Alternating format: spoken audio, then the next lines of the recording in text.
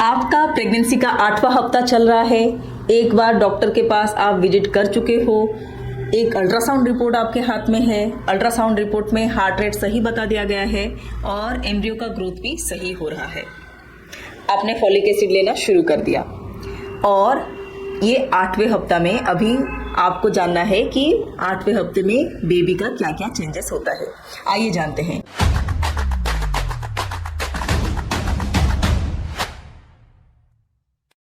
तो सबसे पहला है कि बेबी के लिम्ब बर्ड्स बनना स्टार्ट हो जाता है। अपर लिम्ब, लोअर लिम्ब, तो हाथ पैर बनना स्टार्ट हो जाएगा। इसके साथ साथ फेस में आईज, ईयर, नोज, नेक, ये सब बनना स्टार्ट हो जाएगा। फेस बनेगा, उसके साथ साथ ब्रेन का जो है डेवलपमेंट और भी ब्रेन बड़ा होता जाएगा और उसके साथ साथ कॉम्प्लेक्स सर्कुलेटरी सिस्टम डेवलप होगा। पहले तो हमने 5th वीक में जाना था कि हार्ट रेट आ गया है। अभी एक कॉम्प्लेक्स सर्कुलेटरी सिस्टम बनेगा जहाँ पे प्रॉपर ब्लड वेसल्स बनेंगे और बच्चे को हर एक जगह पे ब्लड सप्लाई सही हिसाब से होगा। उसके साथ साथ एक आपका स्केलेटन बनेगा जहाँ पे बच्चे का एक बोनी फ्रेमवर्क होता है और जितने सारे मेजर ऑर्गन्स हैं सब बनना शुरू हो जाता है। इसके साथ साथ मसल टिश्यू भी बनना शुरू हो जाता है। तो 8वें हफ्ते में बच्चे का ये सारे सिस्टम स्टार्ट हो जाता है। इसीलिए 8वें हफ्ता एक क्रिटिकल माइलस्टोन है, क्योंकि इसमें बच्चा एक छोटा बच्चे का एक शेप ले लेता है। अब आइए जानते हैं मदर के क्या क्या चेंजेस होते हैं। मदर में क्या होगा, बिकॉज HCG हार्मोन का लेवल जो है वो बहुत ज़्यादा बढ़ गया है अभी बॉडी में, तो इसी बेसिस पे नोजिया, वॉमिटिंग यानी कि मॉर्निंग सिकनेस भी ज़्यादा होगा। तो मॉर्निंग सिकनेस से बचने के लिए आप बिस्तर से उतरने से पहले कुछ स्नैक्स ले लें। कम कम खाएं, जल्दी जल्दी खाएं। हाइड्रेशन का आपको ध्यान रखना पड़ेगा। इसके साथ साथ जैसे जैसे करके बच्चा बढ़ता जा रहा है वैसे वैसे करके आपको बार बार वॉशरूम भी जाने का मन करेगा, तो वॉशरूम का ट्रिप आपको लगता ही रहेगा। और इसके साथ साथ आपको एसिडिटी, ब्लोटिंग होगा। तो ब्लोटिंग क्यों होता है, जो हमारा जो फूड पाइप होता है और जो स्टमक होता है उसके बीच एक बल्ब होता है। तो जैसे जैसे करके कि HCG हार्मोन बॉडी में बनता जाता है, जैसे जैसे करके प्रेगनेंसी का टाइम बीतता जाता है, क्या होता है, ये जो स्पिंक्टर होता है वो रिलैक्स हो जाता है। इसीलिए एसिडिटी भी ज्यादा होता है, ब्लोटिंग सेंसेशन ज्यादा होता है।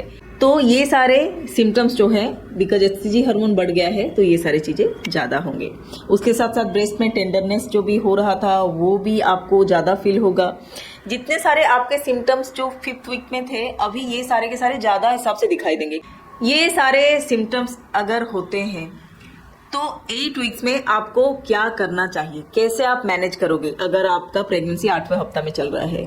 सबसे नंबर 1, अगर आपने डॉक्टर को विजिट नहीं किया तो आपका फर्स्ट बुकिंग आप डॉक्टर के पास जल्दी बुक कराओ, क्योंकि इसी दौरान आपको आपका प्रेगनेंसी का जो प्रोफाइल होता है, एंटीनेटल प्रोफाइल होता है, शुगर लेवल क्या है, कहीं यूरिन में इन्फेक्शन नहीं है, थायराइड लेवल क्या है, ये सारे चीजें जानना जरूरी है। बहुत सारे पेशेंट्स हमारे पास आते हैं, जब हम लोग उनको बोलते हैं कि तुम्हारे पास प्रेगनेंसी का टेस्ट है तो बोलते हैं नहीं। हमारे गांव में तो बोलते हैं 3रे महीने के बाद सारे टेस्ट कराने चाहिए। प्रेगनेंसी 3रा महीना ठीक हुआ कि नहीं हुआ, अगर प्रेगनेंसी मिसकैरेज हो जाएगा तो फिर हमको ये टेस्ट करा के क्या फायदा। बट आप ये भी तो सोचो कि अगर मिसकैरेज नहीं होता है और ये प्रेगनेंसी टर्म तक जाता है और आपने जो पहले 3 महीना होता है यहाँ पे बच्चे का प्रॉपर डेवलपमेंट होता है, सारे ऑर्गन्स बनते हैं, अगर उसी टाइम पे आपका थायराइड बच्चे में नहीं है, बच्चे का आपके बॉडी में थायराइड हार्मोन की कमी है, शुगर की मात्रा ज्यादा है, तो ये सारे चीजें जो है बच्चे का डेवलपमेंट में भी ये प्रभाव करता है।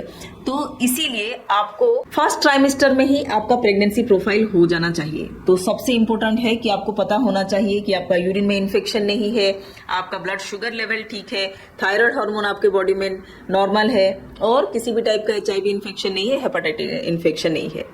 तो ये सारी चीजें अभी तक पता हो जाना चाहिए। इसके साथ साथ डाइट का ध्यान रखना है, हाई प्रोटीन इंटेक करना है, हाइड्रेशन मेंटेन करके रखना है।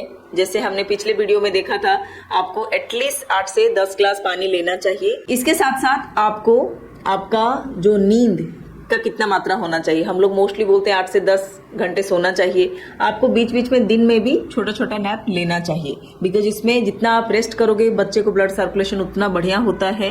तो rest is a must during pregnancy. अगर आपको मूड स्विंग हो रहा है तो क्या करोगे, क्योंकि प्रेगनेंसी में आप कभी कभार एक्साइटेड होते हो, कभी कभार कोई चीज, कोई इन्फॉर्मेशन आपको ऑनलाइन मिल गया या फिर कोई फ्रेंड ने बताया तो फिर आप डर जाते हो, अब मेरा होगा क्या। तो ऐसे सिचुएशन में अगर आपको स्ट्रेस हो रहा है तो आपको क्या करना चाहिए, ब्रीदिंग एक्सरसाइज करना चाहिए। किसी भी टाइप का रिलैक्सेशन टेक्निक आप फॉलो कर सकते हो। एक तो ब्रीदिंग एक्सरसाइज है, योगा है, और आप वॉक कर सकते हो, स्ट्रेचिंग एक्सरसाइजेस वगैरह भी कर सकते हो। तो ये सारे हैं 8th वीक प्रेगनेंसी के बारे में इंफॉर्मेशन। अगर इसके बारे में आपको ज़्यादा जानकारी चाहिए तो फिर आप नीचे दिए गए नंबर पे संपर्क कर सकते हो। ये वीडियो को आप अपने फ्रेंड्स और फैमिली के साथ शेयर करो। ऐसे ही इंफॉर्मेटिव वीडियो के लिए आप इस चैनल को जरूर सब्सक्राइब करो। Thank you very much.